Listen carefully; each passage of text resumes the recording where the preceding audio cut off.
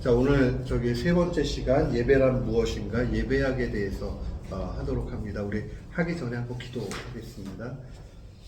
고마우신 주님, 은혜를 감사합니다.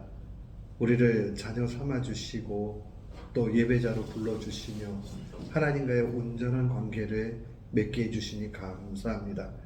오늘 우리가 예배가 무엇인지를 다시 한번 배우는 걸 통해서 하나님이 기뻐하시는 예배, 온전한 예배, 우리가 천국 가서도 계속 드릴 그 예배를 우리가 잘 알고 준비할 수 있도록 인도해 주시옵소서. 처음부터 마지막까지 주님이 복 주심을 믿사옵고 예수님의 이름으로 기도드리옵나이다. 아멘. 예배란 무엇인가? 교회 다니면 우리는 다 예배를 드려요. 그런데 예배를 우리가 잘 아는 것 같지만 또 예배가 뭐냐 물어보면은 쉽사리 이렇게 답변하기가 궁색해지는 게 우리의 모습입니다. 그래서 차근차근 예배가 무엇인지를 좀 살펴보도록 할게요. 예배의 시작은 하나님이 어떤 분이신지 또 내가 어떤 사람인지 이 두 관계에서 시작이 됩니다. 예배라는 건. 우리 예배를 영어에서는 뭐라고 얘기하죠? 보통 worship이라는 말 사용하고 또 종종 다른 말로 service라는 말 사용하잖아요. 근데 요 worship과 service는 항상 두 관계 이상이 돼야 돼요. 두 사람, 하나님은 또 사람이라고 표현할 수 없지만 하나님과 우리 사이에 어떤 그런 관계가 없으면 월십 할 수도 없고 관계가 없으면 서비스 할 수 없어요.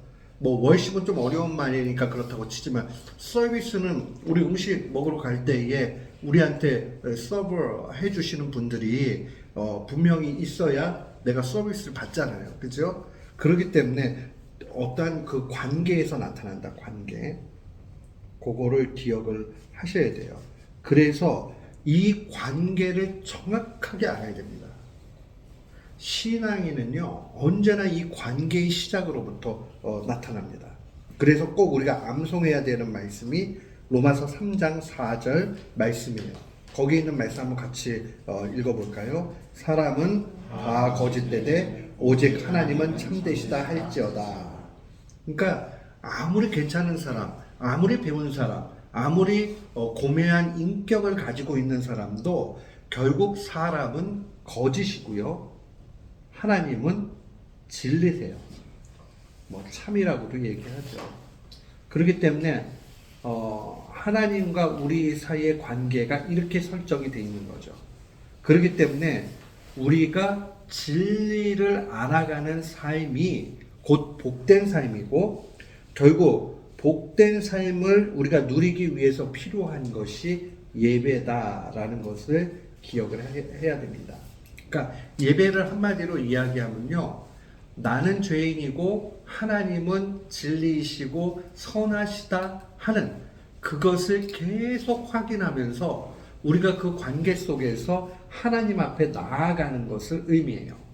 예배를 정의할 때 제가 다양하게 얘기해서 조금 헷갈릴 것 같은데 좀 더 정확하게 이야기하면 우리는 거짓되기 때문에 진리이신 하나님 앞으로 나아갈 때만 행복해요. 그러니까 신자는요, 예배 안 드리면 불행해요. 그럼 신자만 그런가요? 모든 사람이 그래요. 왜 그렇죠? 진리의 빛을 받아야지만이 우리는 행복하게 지어졌기 때문에 그래요.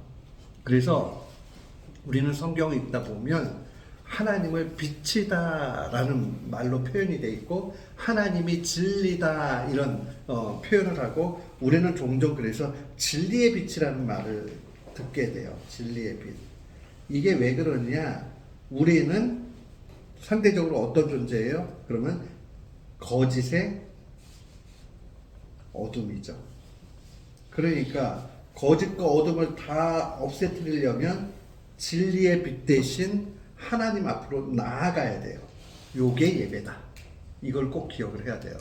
그러니까 우리는 거짓되니까 하나님 앞에 나아가는 게 예배고 그때 우리는 행복하구나 하는 것을 잘 알아야 됩니다.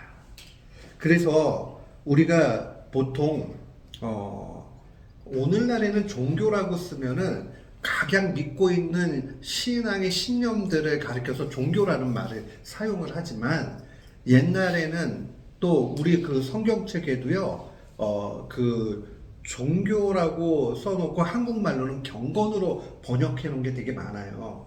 그래서 참된 경건은 야고보서에 그것도 그 religion 종교로 번역을 했거든요. 그래서 그 종교라는 말과 그 경건이라는 말은 매우 그 밀접한 관계를 가지고 있다 하는 것을 좀 기억을 하셨으면 좋겠어요. 그래서 종교라는 것은 뭐고 경건이라는 건 뭘까요? 아주 밀접하게 돼 있는데 어떻게 좀 얘기할 수 있을까요? 종교라는 것은 예전에 좀 했는데 우리 목사님들 기억나요? 우리 공부하면서도 제가 얘기했는데 종교라는 것은 내용의 문제죠. 내용이니까 우리가 어떻게 그 신앙의 내용을 담고 있느냐 하는 게 종교고요. 경건이라는 것은 태도의 문제예요. 형식이죠. 태도. 이거는 내용. 그래서 요 두 가지는 밀접하게 돼 있어요. 근데 우리의 어떤 태도를 얘기할 때는 경건의 태도로 이야기하는 것이고요. 그 내용을 이야기할 때는 종교라고 이야기를 해요. 쉽게 얘기하면 이런 거예요. 하나님께 우리가 예배를 합니다 하는 것은 경건의 모습이죠. 예배라는 것은. 그런데 그 내용은 뭐냐면 내가 하나님을 사랑합니다 이런 얘기예요. 이해하셨죠? 사랑할 때만 예배할 수 있죠. 그러니까 종교, 경건은 매우 밀접한데 어떤 우리의 태도를 이야기할 때는 경건이라는 말을 사용하고 그 경건이라는 말의 실제 내용은 뭐냐라고 얘기할 때 종교로 쓴다. 성경 읽을 때 우리는 종종 이 부분을 좀 볼 필요가 있어요. 그래서 옛날에 번역되어 있던 그런 영어 성경도 모두 뭐 religion, religious 이렇게 번역이 돼 있고요. 실제로 제가 봤을 때는 19세기면은 19 되니까는 그 2000년 이전 그 전까지도 20세기 전 그러니까 전까지 이렇게 보면 그 미국에서도 단어를 종교라는 말을 많이 사용했어요. 그러면 그때는 일반적인 종교의 종류로 보지 마시고요. 이게 경건을 표현하는 말이구나. 이렇게 조금 이해하시면 좋습니다. 그래서 종교 혹은 경건이 있는 곳에 하나님에 관한 지식이 있게 되고 만약에 종교나 경건이 없으면 하나님에 관한 지식이 없다 이렇게 칼빈이 이야기했어요. 이 말은 뭐냐면요. 우리가 힘써서 하나님을 알아야 되는데 이거는 경험적으로 아는 것을 얘기하는 거예요. 그런데 내가 경건하거나 어떤 종교적이지 않으면서 하나님을 알 수 있는 건 거짓말이라는 거예요. 쉽게 얘기하면 내가 거짓말하고 못된 짓 하고 남 미워하고 이러면서 나는 하나님을 안다. 그게 거짓말이라는 거예요. 하나님을 알면 내 그런 모습들을 어떻게 할까요? 고치려 하고 기도하고 바꿔달라고 하겠죠. 그러니까 신자는 날로 좋게 변해야 돼요. 예배로 집중해서 얘기하면 진리의 빛으로 쫙 나가게 되면 우리 주일날 예배 시간에 뭐 있어요? 회개 시간 있죠. 회개 시간. 그러면 회개 왜 해요? 순서에 있으니까 하는 건 아니잖아요. 회개는 진리의 빛 대신 주님이 나를 밝혀주십시오. 그러면 우리 저기 그 여름에 지금 요즘에도 겨울이지만 그럴 때 있잖아요. 밖에서 햇빛이 확 들어오면은 안 보였던 먼지도 다 보이잖아요. 이렇게 날아다니는 거예요. 그런 것처럼 진리의 빛 앞에 우리가 쫙 서게 되면 우리의 연약함과 부족함이 다 드러난다고요. 그럼 얼마나 부끄러워요. 그때에 회개하죠. 주님 바꿔주십시오. 내가 이렇게 욕심쟁이고 아직도 부족하고 미워하고 그 회개하는 걸 통해 가지고 주님 앞에 바뀌어지기를 간구하죠. 그러면 진리의 빛 앞에 있으면 부끄러움으로 끝나는 게 아니라, 이게 찔림이라고 얘기하죠. 찔림이 있은 후에 성령님께서 간절히 원하는 그 마음을 받아주셔서 우리를 변화시켜 주시죠. 그래서 참된 회개가 있는 곳에는 변화가 있어요. 찔림도 있어요. 그러니까 우리가 설교 들으면서 찔릴 때 솔직히 속상하죠. 그런데 그거 감사하게 생각해야 돼요. 나는 예배를 드리고 하는데 찔림이 없다. 다른 말로 얘기하면 나는 회개하는 마음이 없다. 그거하고 똑같아요. 회개하는 마음이 있는 곳에는 언제나 찔림이 있게 되고, 찔림이 있어야 변화가 있게 된다. 그래서 옛날 그 미국에 대부흥이 일어났던 그 시절에 보면요, 그 목사님들 설교가요 얼마나 센지 몰라요. 그래서 마치 주님이 지금 막 심판의 불을 내릴 것 같은, 그러나 그분들이 다 은혜를 받는다고요. 그 안에서. 왜 은혜를 받죠? 그 개인 말로 받지 않고 성령님께서 우리의 마음을 감동시켜 주시고 하나님의 말씀으로 받으니까 아멘이 되는 거예요. 그러면 찔림이 오지만 이거 나를 놓고 그렇게 기분 나쁘게 만들어야 돼? 그게 아니라 그 찔림 속에서, 이 찔림 속에서 어떤 일들이 나타나냐 하면 또 회개하게 되고 하나님의 은혜 가운데 변화가 나타나게 된다.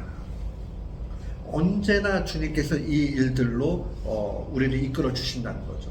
근데 우리가 이 경건 속에 있다 보면 하나님이 어떤 분인지 명확하게 알게 돼요. 그것을 칼빈은 두 가지로 얘기했어요. 하나님에 대한 이중지식이라고 얘기하는데, 이중지식으로 하나님은 창조자이십니다. 두 번째는 하나님은 구속자이십니다. 이거 다시 한번 설명할게요. 창조자라는 것은 크리에이터, 모든 만물을 만드셨다, 만드신 분, 메이커죠, 메이커. 그런데 또 동시에 하나님은 구속자, 구원하시는 분, 그리스도, 구약 표현으로 하면 메시아, 우리말로 하면 구원자. 그런데 특별히 구속자라고 얘기할 때는 리디머. 요거는 요렇게 이해하시라고 그랬죠. 리디머는 어떻게 이해하시라고 그랬죠? 그렇죠. 리디머라는 것은 대가를 지불해 주셨다. 누가 생각나요? 예수님. 예수님께서 내가 지어야 될 죄의 값을 대신 지불해 주셨다. 그 우리 찬송할 때 대속하신 은혜, 이런 말 쓰잖아요. 이게 뭐냐면 대자가 대신이라는, 대신 속, 이게 돈을 지불해 주셨다는 거예요. 대신 돈을 지불해 주신 그 은혜, 그 대속이라는 말을 사용하죠. 제가 한번 말씀드렸죠. 어떤 분이 저한테 질문했어요. 왜 교회 오니까 자꾸 이 구속이라는 말을 쓰냐고. 구속. 이분이 구속을 그 체포할 때 구속 있잖아요. arrest. 그 arrest로 이해를 한 거예요. 그러니까 도대체 자기는 이해가 안 된다는 거예요. 근데 그 arrest가 아니라 대신 대가를 지불해서 구원해 주신 그 하나님. 그래서 창조자 하나님을 느낄 때마다 우리가 어떻게 기도할 때 이 내용으로 기도하세요. 이거 칼빈 말이거든요. 근데 너무너무 좋아요. 권능으로 우리를 붙잡아 주시고, 거기 나오죠. 섭리로 우리를 다스리시고, 선하심으로 우리를 양육하시고, 각종 축복으로 우리를 채워주신다. 여기서 권능은 파워, 하나님의 능력으로, 섭리는 providence, 하나님이 우리의 삶을 간섭하시는 거예요. 그 다음에 그의 선하심, goodness, 우리를 양육, 이게 양육이라는 말이 nourish, 우리를 자라게 해주시는 거 있잖아요. 그 표현으로 써 있었고, 모든 복락으로 우리를 채워줘. blessings, 복락으로 우리를 채워주신다. 그러니까 하나님은 만물을 창조해 주셨어요. 이 고백 속에 하나님은 그 능력으로 우리를 붙잡아 주신다. 그러니까 두려울 때요, 주님은 창조하신 창조자이십니다. 그의 권능으로 나를 붙잡아 주십니다. 그러면 진짜 무서울 때요, 그 두려움이 확 사라집니다. 꼭 그렇게 기도하세요. 인생을 살다가 어려움이 있을 때마다 언제나 이 하나님의 파워를 기억하면서 나를 붙잡아 달라고 기도해야 됩니다. 그 다음에 우리가 살다 보면 하나님 분명히 살아계시는데 내 기분같이 안 될 때가 있어요. 그러면 이제 속상하고 이거는 무슨 일이냐, 도대체 왜 이런 일이 있냐 막 이러면서 헷갈리고 그런다고요. 그러나 그때에 하나님은 그럼에도 불구하고 내 인생에 간섭하신다. 그게 섭리죠. 간섭하셔서 나를 다스리신다. 이 영어 번역에서는 이제 우리 정부를 얘기할 때 government 그렇게 얘기하잖아요. 그런 것처럼 이제 우리를 통치하는 걸로 그렇게 이야기했고요. 그 다음에 진짜 좋은 거, 선하심으로 우리를 양육하신다. 하나님으로부터 나오는 거는요, 모두 선해요. 그게 나빠 보여도 선한 거예요. 욥의 고난도에 하나님으로부터 나왔기 때문에 선하다. 그 신앙으로 나아가는 거예요. 이렇게 우리가 나아가게 되는 이런 내용들이 다 무엇이냐? 바로 종교예요. 요 내용들이. 하나님은 능력이시고, 하나님은 섭리하시고, 하나님은 선하시고, 하나님은 각종 복으로 나를 채워주신다는 이 내용들을 가지고 있으면 하나님을 높일 수밖에 없지 않아요? 그게 예배라고요. 그러니까 경건이 있어야 예배가 나타나게 되는 거예요. 그 다음에 최고는 뭐냐 하면 무엇보다 구속자 하나님에 대한 이 고백들이죠. 하나님께서 당신을 구속자로 보여주셨다는 겁니다. 그래서 칼빈이 경건에 대해서 이야기를 합니다. 거기 한번 읽어볼까요? 경건이란 하나님에 대한 경외와 하나님에 대한 사랑이 결합된 거다. 이 말이 굉장히 중요해요. 경외심과 사랑. 경외심과 사랑이라는 말 자체가 주는 것이 무엇이냐? 경외심은 일종의 두려움이지만 이것은 그냥 공포심의 두려움이 아니라 하나님의 그 높으심에 대한 마음의 태도예요. 그러니까 높기 때문에 참 함부로 할 수 없는 그 마음 있잖아요. 그래서 존경심이죠, 존경심. 두렵고 떨리면서 리스펙트 하는 거예요. 그래서 경외심이라는 건 fear이기는 하지만은 그냥 그런 fear는 아니다라는 거죠. 요거는 존경심이다. 리스펙트. 그 다음에 하나님을 또 사랑해야 되죠. 사랑. 요게 결합되어 있는 거예요. 그러니까 마음 자세는 경외심이 있어야 되고 그것이 사랑으로 표현되어질 때 우리는 경건이다. 이렇게 이야기합니다. 그러니까 경건은 태도의 문제다. 자세의 문제다. 태도, 자세의 문제다. 자, 그래서 나와 관련된 하나님을 바로 알 때, 하나님만이 선하다 하는 그 진리를 알 때 우리는 하나님만을 의지하게 된다. 그래서 하나님만을 의지하는 것을 우리는 뭐라고 얘기해요?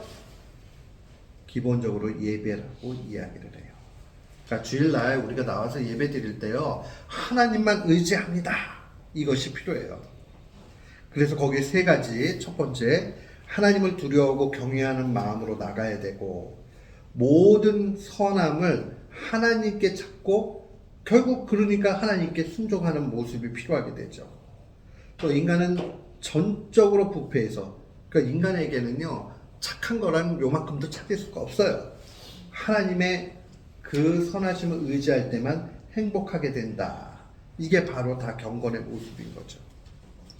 요 부분을 좀 기억을 합니다. 그래서 3번 보면요. 하나님에 대한 엄숙한 두려움이 있는 곳에 자발적인 경외와, 여기서 자발적이라는 말은 기쁜 마음이라는 뜻이에요. 기쁨. 이게 뭐 내 힘으로 그냥 자발적이라는 말 제가 우리 의지적으로 내 의지가 솟아나오는 거예요. 이게 그 발론터리라는 말 자체예요. 발론터리라는 게 의지와 관련되어 있는 거예요. will. 그러니까 내 의지적으로 딱 하나님을 경외하는 거예요. 그러니까 뭐 압력을 받아가지고 하고 그런 뜻이 아니에요. 야, 오늘 청소 누가 할래? 주번이 할래? 그건 자발적이 아니죠. 오늘 청소 누가 할래? 제가 하겠습니다. 그럼 내가 의지적으로 내가 하겠다 이렇게 하잖아요. 그게 자발적인 거예요. 자발적인 경외심과 정당한 예배가 나타날 수밖에 없다. 지금 계속 설명했죠. 그래서 그 예배의 규범적 원리라는 거 어려운 말이지만 쉽게 얘기하면 예배를 어떻게 드리게 되느냐라고 얘기하면 하나님이 옳기 때문에 우리는 그분께 순종할 수밖에 없다. 요게 기본적인 예배의 모습입니다. 그런데 칼빈이 이런 얘기예요. 거기에 따옴표에 있는 말 한번 읽어볼게요. 시작. 모든 사람이 하나님을 경배하되 아무 뜻 없이 하고 있으며 다만 극소수의 사람들만이 그를 진심으로 경외하고 있다. 그리고 의식의 허식으로 흐르는 곳마다 마음의 진실성을 찾아보기 매우 힘들다. 그러니까는 쉽게 얘기하면 이런 거예요. 주일날 돼가지고 예배당에 와가지고 예배는 드리는데 극소수만이 자발적인 경외심과 그 가운데 순종한다. 이렇게 지금 칼빈이 이야기하는 거예요.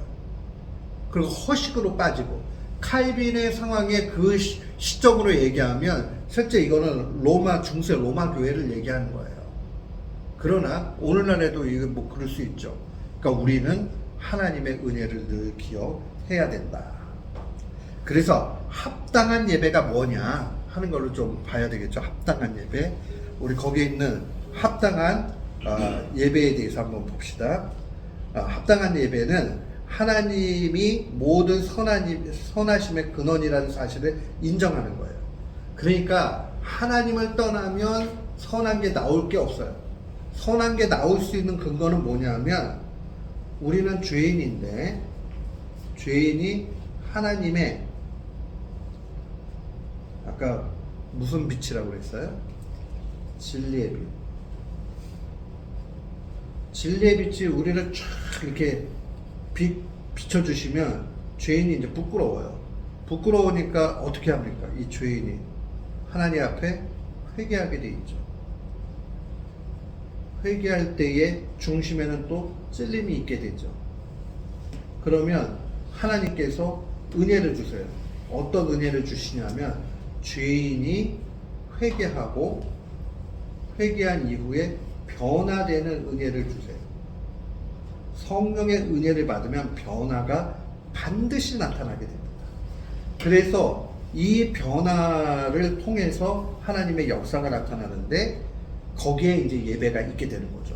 그래서 내가 변했구나. 이거는 하나님을 가까이 하지 않고서는 불가능해요. 하나님께 나아갈 때만 가능해요. 근데 우리는 하나님께 나아가는 것을 조금 세련된 말로 뭐라고 얘기하냐면 예배다 이렇게 얘기해요. 하나님이 그 다음에 두 번째는 모든 좋은 것의 근원이다. 그러니까 선하심의 근원일 뿐만 아니라 모든 좋은 것의 근원이다. 그래서 하나님으로부터 다 좋은 게 all the blessings, 온갖 종류의 복락이 주님께 있는 거예요. 그러니까 주님께 나의 변화뿐만 아니라 실제 좋은 모든 것들을 얻게 되니까 어떻게 돼요? 거기에는 뭐만 나와요? 간구와, 이거 기도죠. 기도가 나오고 그 다음에 받게 되면 감사가 나오게 되고 또 주님 기도와 똑같은 말이 뭐예요? 거기다가 음만 붙이면 찬양이죠. 찬양. 그러니까 기도와 찬양과 감사가 나타나게 된다 하는 걸 좀 기억을 하셔야 됩니다. 이게 합당한 예배라는 거죠. 자, 그러면 예배자의 마음은 어떠한 마음이 필요하냐? 자기 겸손이 필요해요. 자기 겸손은 다른 거 아니에요. 따라합시다. 내 뜻대로 마옵시고. 뜻대로 마옵시고. 네, 이게 바로 자기 그 겸손을 얘기해요. 주님이 모범으로 보여주셨어요. 기도하시면서 나의 원대로 마옵시고 아버지의 원대로 하옵소서 하는 그 기도, 겟세마네 동산의 그 기도가 결국 자기 겸손의 모습이다. 이게 예배드림의 기초 마음이에요. 여기에서 영과 진리로 합당한 예배를 드리죠. 하나님은 영이시니 예배하는 자가 모함으로 영과 진리로 예배드린다. 영과 진리로 예배드린다는 말이 뭘까요? 영과 진리. 영과 진리로 예배드린다. 영과 진리로 예배드린다. 이 말 자체는요, 여러 가지 해석이 가능하지만 그냥 이렇게 생각하시면 돼요. 일단 하나님은 영이시기 때문에 육신이 없으시죠. 하나님은 예수님이 이 땅에 육신의 모습으로 오셨지만 원래 하나님은 그 영이시기 때문에 그 육신의 모습이 없으세요. 그러나 인간이 다른 동물들과 구분되는 요소가 있다면 인간 또 뭐로 돼 있어요? 영이 있죠. 그러니까 예배는 누구만 드리는 거예요? 인간만 드린다. 자꾸 이제 그 개를 갖다가 패밀리라고 이제 이렇게 해가지고 막 축복하는 예배를 드리고 막 이러는데 뭐 그거는 예배하고 아무 상관없어요. 개는 죽으면 그걸 끝이에요. 개가 무슨 영혼이 있어가지고 천국에 가고 뭐 천국에는 새가 있냐 뭐 이런 생각하는데 뭐 있을 수도 있어요. 천국에 사는 새. 그러나 뭐 여기 지상에 있다가 죽었던 개가 거기 가가지고 있고 이런 거는 없죠. 그거는 그냥 여기서 죽으면 흙으로 가고 끝이에요. 그러나 사람은 안 그래요. 사람은 죽으면요 몸은 흙으로 가고요 신자나 불신자나 영혼은 절대로 소멸하지 않습니다. 근데 이제 이걸 좀 사람들이 자꾸 이렇게 가르치는 분들이 있어요. 그러니까 이제 영혼이 죽고 나면 불신자들은 없어진다. 그러니까 이제 소멸된다. 그게 심판이다. 근데 성경에는 심판을 그렇게 이야기하잖아요. 영혼은 안 없어져요. 그리고 영원한 고통 가운데 놓이게 되는 거죠. 그래서 어쨌든 영은 인간에게만 있기 때문에 예배는 인간만 드린다. 그런 의미에서 영과 이런 뜻으로 얘기할 수 있어요. 그러나 또 이 영은 성령님을 지칭할 때도 많아요. 그러면 성령님으로 말미암아, 그러니까 우리가 하나님에게 예배를 드려야 되는데 우리는 우리의 죄된 모습을 하나님의 보좌 앞으로 나아갈 수 없잖아요. 그러니까 우리의 영혼을 높이 들어서 주님 앞으로 나아갈 수 있도록 성령님께서 인도해 주신다. 그럴 때 영과 이렇게 얘기하죠. 영. 그래서 소문자 spirit 쓸 수 있고요. 대문자로 spirit 이렇게 쓸 수 있죠. 대문자로 쓸 때는 성령님, 소문자로 쓸 때는 우리의 영. 그 다음에 진리로 예배드린다. 이 얘기는 원래 진리가 누구세요? 진리는 예수 그리스도죠. 내가 곧 길이요 진리요. 그러니까 예수 그리스도 안에서 예수 그리스도를 통하여 하나님께로 나아간다. 그러니까 예수님을 믿는 사람만이 하나님을 예배할 수 있는 거예요. 그러니까는 종종 열린 예배, 그래서 시컬스 서비스 얘기하는데 엄밀한 의미로 얘기하면 구도자 예배는 성립하지는 않아요. 전도 집회일 뿐이지 그 자체가 이제 전도하고 복음을 전하고 해서 초청하는 그런 것이지 그 자체가 예배라고 보기에는 어려움이 있다. 그러나 그 모임도 귀중하다. 그러나 제일 중요한 것은 신자가 하나님 앞에 드리는 거다. 정리합니다. 영과 진리로 예배한다는 것은 영은 두 가지, 성령님의 은혜를 통해서, 또 하나는 우리의 영혼이 하나님께 가서, 진리라는 말은 진리이신 예수 그리스도를 믿는 믿음으로, 그러니까 예수님을 영접하지 않는 사람은 예배할 수 없다. 이렇게 기억을 해야 됩니다. 그래서 칼빈이 예배에 있어서 강조하고 있는 게 두 가지예요. 말씀 예전이 있고 다락방 예전이 있습니다. 말씀 예전은 우리가 쉽게 얘기하면 설교를 얘기하죠. 설교. 그러니까는 예배 때 중심이 되는 첫 번째 요소는 설교예요. 그래서 이것은 듣는 말씀이죠. 보이지는 않아요. 근데 이것을 보일 수 있도록 해준 게 성찬입니다. 그래서 이걸 다락방 예전이라고 얘기를 합니다. 말씀 예전과 다락방 예전.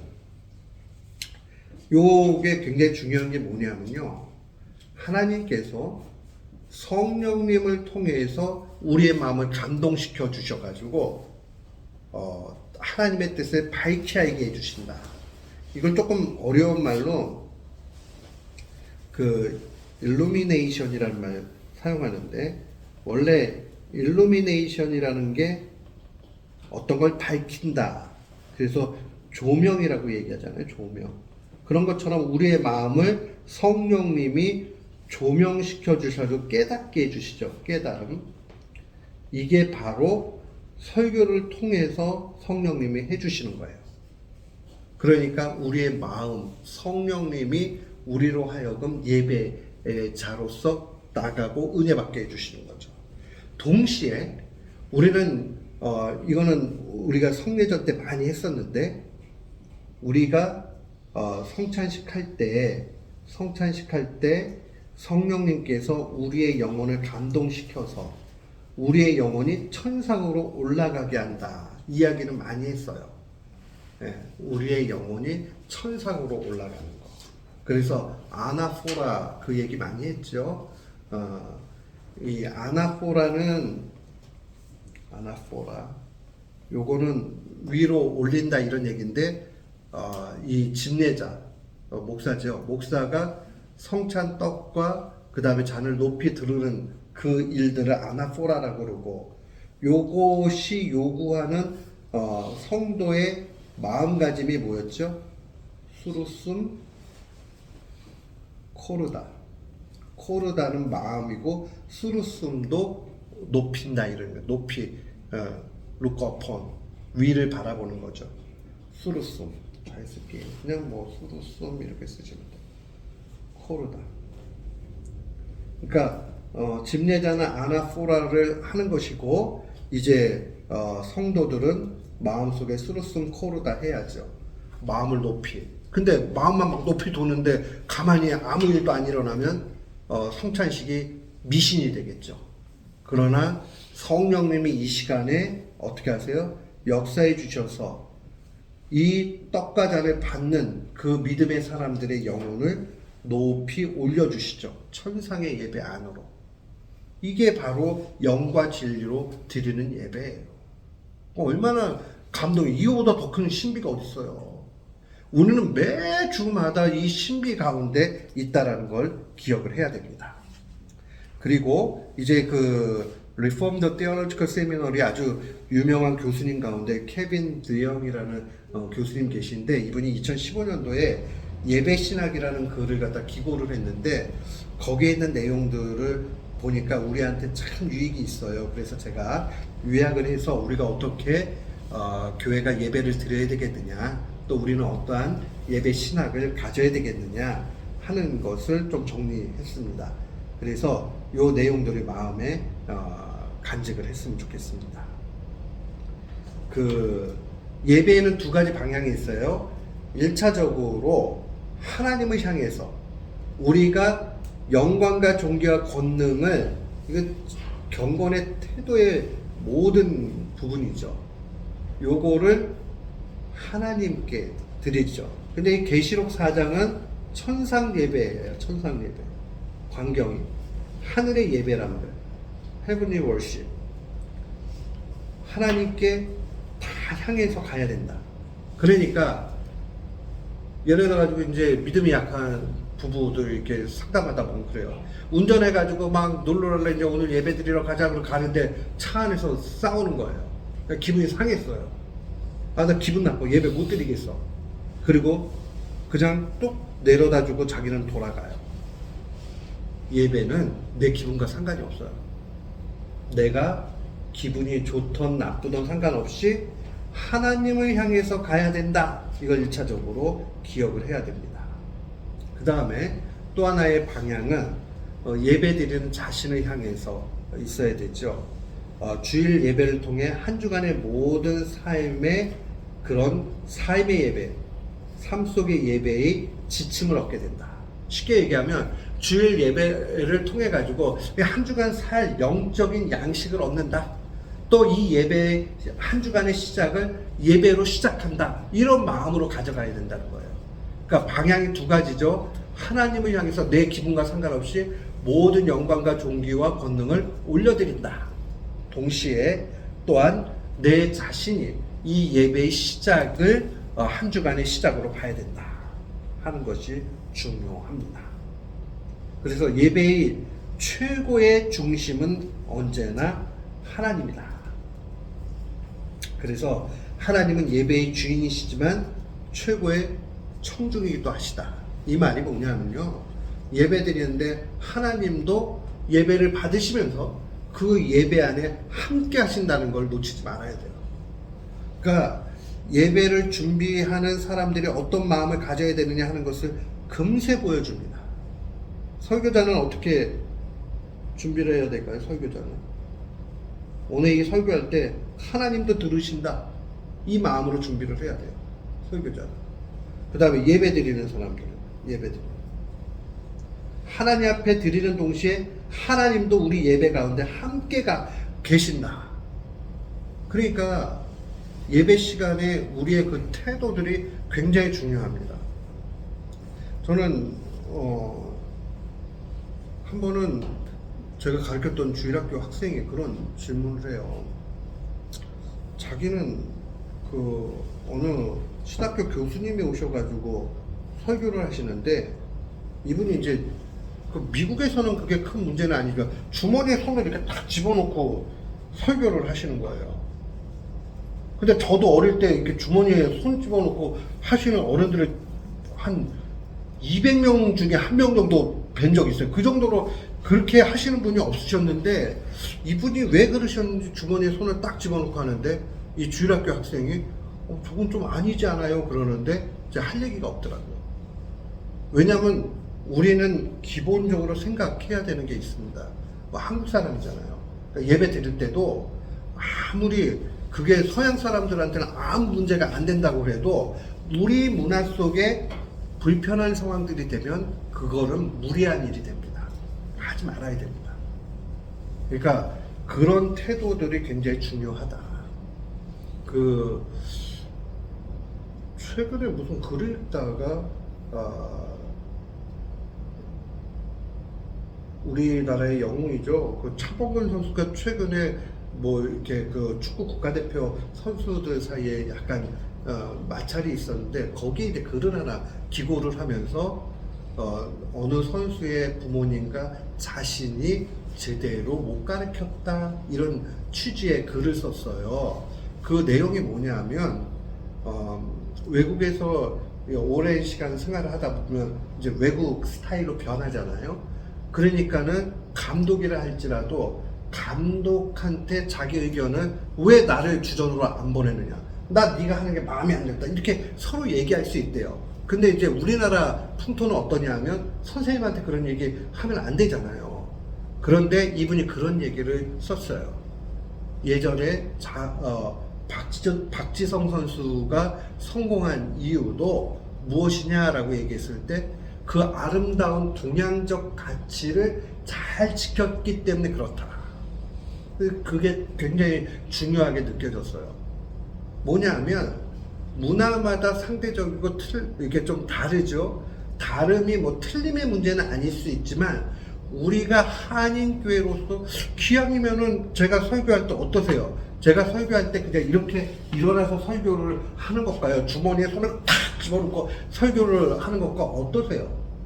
일단 주머니에 집어넣으면 아마 거의 대부분 불편하실걸요? 저도 불편해요. 그리고 또 한 번은 제가 신방 가는데 그건 뭐 오래된 얘기도 아니에요. 제가 위에 이 자켓을 여름에 너무 더워가지고 안 입으려고 딱 그랬는데 이 집사님이 저한테 목사님 저기 가실 때 자켓 입으실 거죠? 그래가지고 얼른 입었어요. 왜냐하면 이분은 일단은 자켓을 안 입는 것은 무례하다고 생각을 하신 거예요. 왜냐하면 옛날 어른들이 그러셨거든요. 그리고 지금 저는 블랙 와이셔츠 입었지만 옛날 어른들은 화이트 아니면은 그것도 무례하다고 보셨고 그게 불편하신 분들도 많이 있어요. 만약에 그렇다고 그러면 저는 블랙을 안 입겠어요. 왜냐하면 성경이 우리에게 알려주잖아요. 바울이 모든 것이 가하지만, 그 얘기는 모든 것이 그렇게 할 수 있지만 모든 것이 그렇게 하는 게 덕을 세우는 것은 아니다라고 그렇게 이야기했던 것을 우리는 기억을 해야 됩니다. 그래서 우리가 언제나 예배를 드릴 때에 하나님 중심으로 하되 동시에 우리의 문화 속에서 무례한 것은 하지 않아야 됩니다. 우리의 문화 속에서. 그러니까 저도 그래서 제가 설교할 때 주머니에 손 집어넣고 설교하는 거 한 번도 보신 적 없으실 거예요. 일부러 그렇게 하는 거예요. 그러다 보니까 저도 이 한인교회에 와가지고 이렇게 목회하면서 느껴지는 것들 중에 어떤 것들은 많이 저거는 한국에서도 뭐 별로 큰 문제는 아닌데 근데 아직까지도 우리 교회들 안에서는 불편한 부분들이 있는 게 있어요. 그러면 저는 그냥 그런 부분들에 대해서 우리가 가지고 있는 가치의 중심들 요걸 좀 지켜갈 필요가 있다 하는 생각을 합니다. 그래서 하나님께 영광 돌리는 일들이 중요하고 또한 그 안에서 최고의 신비를 맛보는 일이다. 예배가 최고의 신비인데 그 예배의 신비 가운데 중심에 있는 게 뭐라고 그랬어요? 그죠? 성찬이죠, 성찬. 그래서 어떤 분들, 현대의 예배 신학에서는 서비스에 대해서 좀 재밌는 이야기를 해요. 하나님께서 이 상을 차려주시고 요 상 차려주신 떡과 잔을 해주셨죠. 이렇게 해주시고 요걸 우리에게 서브해 주신다는 거예요. 섬겨주신다는 거죠. 그러니까는 우리가 하나님을 섬기는 게 아니라 하나님이 잔치 열어주고 우리를 섬겨주신다는 거예요. 굉장히 감동적인 표현이에요. 그러니까 우리가 얼마나 이 일들을 귀하게 여겨야 되느냐. 그 다음에 이 일들은 천상의 신비의 일인데 이 천상의 신비를 미리 맛보는 일이 된다. 예배 자체가 그렇다는 거예요. 그리고 예배는 복음이 중심돼야 됩니다. 그러니까는 메시지도 복음 중심이어야 되고 우리는 예배 속에서 복음 전도를 귀하게 여겨야 됩니다. 복음 뭐지요? 예수님이 우리를 위해 이 땅에 오셨고 죽으셨고 부활하셨다. 요 내용이에요. 요게 굉장히 중요합니다. 그리고 예배는 언제나 성경적이에요. 그러니까는 성경에 벗어난 것을 하면 안 됩니다. 우리는 심지어는 기도할 때도 성경의 내용으로 기도하고 성경의 내용으로 찬송하고 성경의 내용으로 설교해야 됩니다. 세속적 차원의 가치가 교회 안으로 들어오지 않도록 해야 됩니다. 이거 굉장히 중요한 거예요. 그렇게 하니까 사람들이 좋아하고 모여들고 쇼를 만들면 안 된다는 거죠. 쇼를 만들죠. 그 다음에 예배를 우리는 통해서 바르게 가르치는 일들을 또한 그 예배 안에서 알아야 되고 그 공동의 예배는 말씀 중심 또 리터지 예식에 따라서 진행하는 걸 통해서 삶 속에서의 예배를 확장되도록 해야 됩니다. 그래서 여기 안에서 변화가 있어야 된다는 거죠. 그러니까 이 말이 뭐냐면 저도 우리 사순절 될 때 보면은 예배 미리 이렇게 좀 준비하고 하는 눈으로 시각적으로 딱 보이면서 더 집중할 수 있도록 여러 가지를 준비하는 이유가 왜 그러냐면 그 시각적인 걸 통해서 우리의 마음이 준비가 되었고 온전히 하나님 앞에 다 모든 것이 이렇게 모아질 수 있도록 할 필요가 있다는 겁니다. 그 다음에 예배는요 다른 게 주가 돼서는 안 돼요. 통상적인 은혜의 수단, 이 말이 뭐냐면 ordinary means of grace, 이게 means of grace라는 말 자체는 은혜 받는 방법이잖아요. 그런데 ordinary라는 말은 통상적이라는 말은 비상하다, extraordinary하고 반대말이죠. 그러니까 하나님께서 뭐 아주 일시적으로 특별하게 만든 거 말고 원래 우리에게 주어진 그 방식을 통해서 가야 됩니다. 그래서 세 가지 얘기했어요. 우리가 원래 하나님으로부터 받았던 일반적인 은혜의 통로 세 가지죠. 뭐죠? 말씀과 성례와 기도입니다. 그러니까 예배는 언제나 이게 주가 돼야 돼요. 말씀과 성례와 기도가 주가 돼야 된다. 꼭 기억을 해야 됩니다. 그 다음에 예배에 있어서 찬양, 이거 무시할 수 없습니다. 신학적인 내용들을 통해서 음률에 따라서 함께 찬송을 합니다. 다양한 악기를 사용할 수 있지만 연주하는 방식이나 이런 것들이 세속 음악이 되지 않도록 그렇게 해야 됩니다. 이게 이제 연주하는 분들이, 음악 하시는 분들이 이걸 미리 좀 잘 생각을 해야 됩니다. 그 다음에 우리 교회는 뭐 리터러지 가지고 여러 번 1년에 예배를 드리니까요, 예식서에 맞춰가지고 전례라는 말 자체가 예식이라는 말과 똑같습니다. 철치 칼렌더죠. 그래서 우리 뭐 부활절이다, 그 다음에 성탄절이다, 사순절이다, 그 다음에 성령 강림절이다, 뭐 이런 교회 절기들, 요거에 맞게, 교회 절기에 맞게 나타나는 전례들이 있습니다. 예식들, 그거에 맞춰서 이제 하나님 앞에 예배 드리는 그런 일들이 필요하다. 그래야 더욱 집중해가지고 가기 때문에요. 그래서 오늘 내용들을 요약하면 이런 겁니다. 우리가 하나님을 경외하고 사랑하면 이것이 경건이라는 말로 표현할 수 있는데, 경건한 곳에는 반드시 예배가 나타난다. 예배가 나타나게 되면 예배 안에서 우리는 가장 행복하다. 근데 예배의 주된 요소는 무엇이냐면 말씀과 설교죠. 그 다음에 성례와 기도다. 이걸 통해서 우리는 은혜를 받는다. 그러니까 예배를 가장 중요하게 여기면서 그렇게 신앙생활 해야 된다 하는 그 내용입니다. 그래서 요 내용들을 잘 기억하시고 언제나 하나님을 향해서 경건의 그러한 태도들이 나타나야 됩니다. 또 그 마음속에 하나님을 사랑한다, 하나님을 선한 분으로 느끼고 있다, 이렇게 하면 우리는 예배를 온전히 드려야 됩니다. 그래서 예배를 잘 드리는 게 행복의 시작이요 끝입니다. 그리고 여러 번 말씀을 드리지만 예배는 정성껏 드려야 됩니다. 정성껏 드려야 됩니다. 그리고 준비해야 됩니다. 헌금도 미리 준비하고 예배 시간도 구별해서 일찍 나와서 기도로 준비해야 됩니다. 그 일들이 매우 중요합니다. 마지막 예화 하나만 이야기합니다. 어떤 분이 그런 이야기 하더라고요. 복싱 경기, 이제 링에 올라가지고 할 때 복싱 경기가 언제 승부가 나는지 아느냐, 그렇게 얘기하면서 이분이 그런 얘기를 합니다.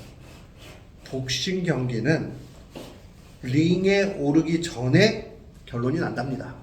그게 무슨 말인가 그랬더니 이분이 그런 얘기합니다. 이 사람이 몇 라운드를 스파링을 했느냐, 그다음 평소에 어떻게 운동했느냐. 이 준비한 모든 거 가지고 그냥 올라갈 뿐이라는 거예요. 그러니까 준비를 잘해야 그 링에서 승리한다는 거예요. 그 말이 일리가 있습니다. 예배도 매우 유사합니다. 우리가 미리 헌금 준비하고 마음을 준비하고 오늘 예배에 대한 준비를 하고 그 다음에 그 예배 속에서 기도로 또 준비를 하고 받을 의미의 준비들이 될 때 하늘로부터 내려오는 신령한 복을 받아 누리게 되는 겁니다. 우리 모두는 준비함 있는 예배 속에서 승리하는 그러한 교우들 되시기를 바랍니다. 아멘. 우리 한번 기도합시다.